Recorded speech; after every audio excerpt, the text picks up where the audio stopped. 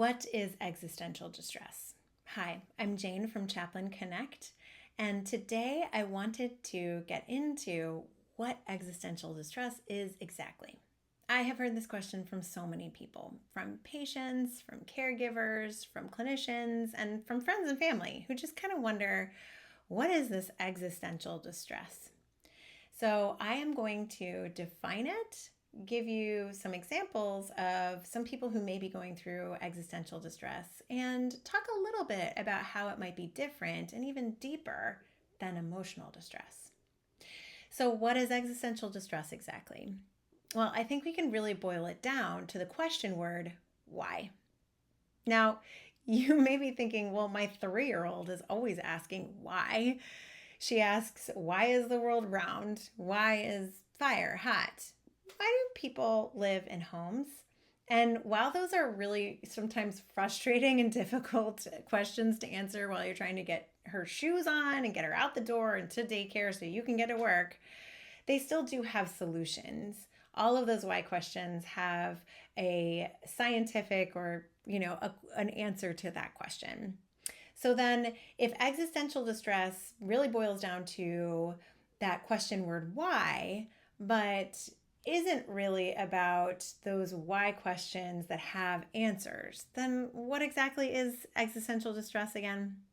Well, let me give you 3 examples of people who may be facing existential distress. I think that will help illuminate a little bit more what existential distress is and how it relates to this deeper why question. So think of someone who's going through a really bitter divorce. And she might be, wondering, why is this divorce happening? Why is it happening to my family?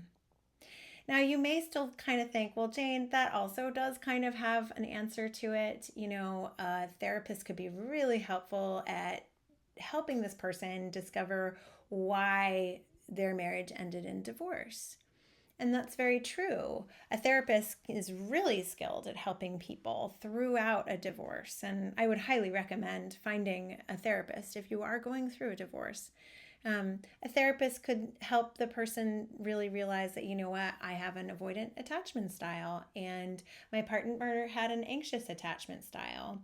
And the therapist may be able to really delineate where these attachment styles came from in their childhood, and the partners may really have a good sense of, why this did happen to them.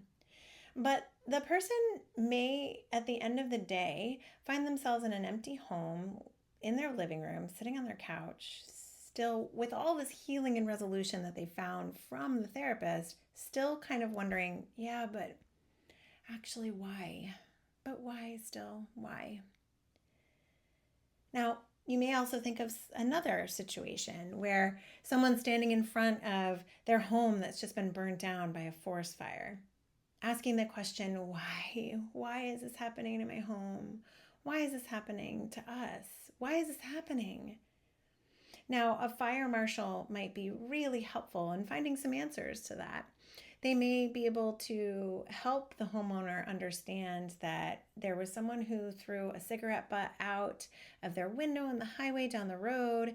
The forest was particularly suffering from drought, and so that just lit the whole forest on fire. And then there was weather conditions that created high winds and blew the fire over to this person's neighborhood, and that's why their home caught on fire. Now, these are all really excellent answers to that question, why? But the homeowner may still stand in front of their burnt down home and still go, but why though? But why? Why? Now, you may think of another scenario in which a mom is being told that her son was in a tragic car accident, a head-on collision, where tragically he died. And the mom might just stand and say, but why? Why, my son? Why did this happen? I think in this scenario, it's pretty clear to see that the mom is not asking for the details of what happened that caused this. They're not asking for a traffic report or a police report necessarily in this moment. They're really asking that deeper question. why did this happen? And so there are three deeper questions that really, I think, elucidate what existential distress is that these folks are actually expressing.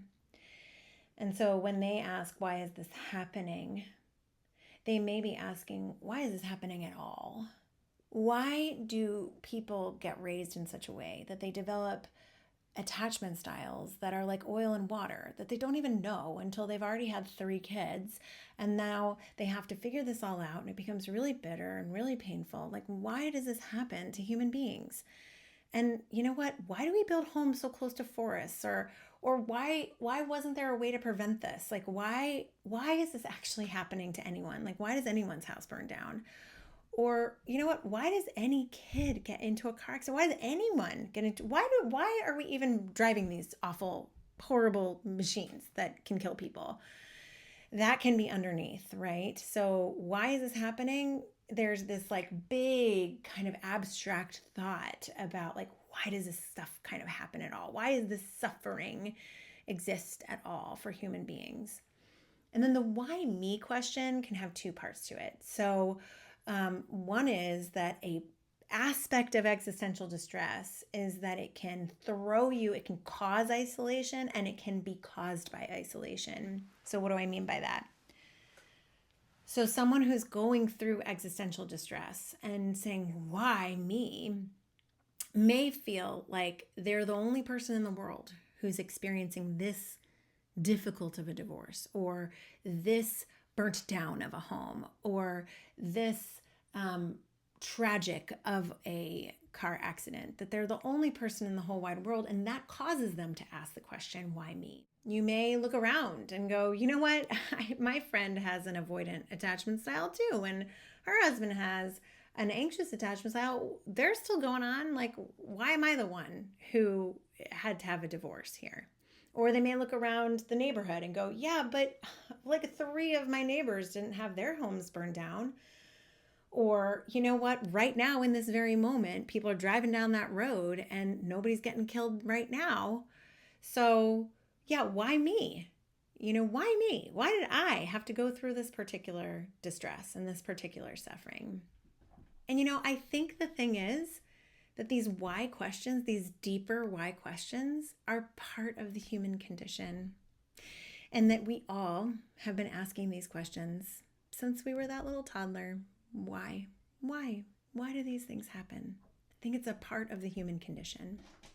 And so if you're facing existential distress right now, I really encourage you to reach out to a chaplain.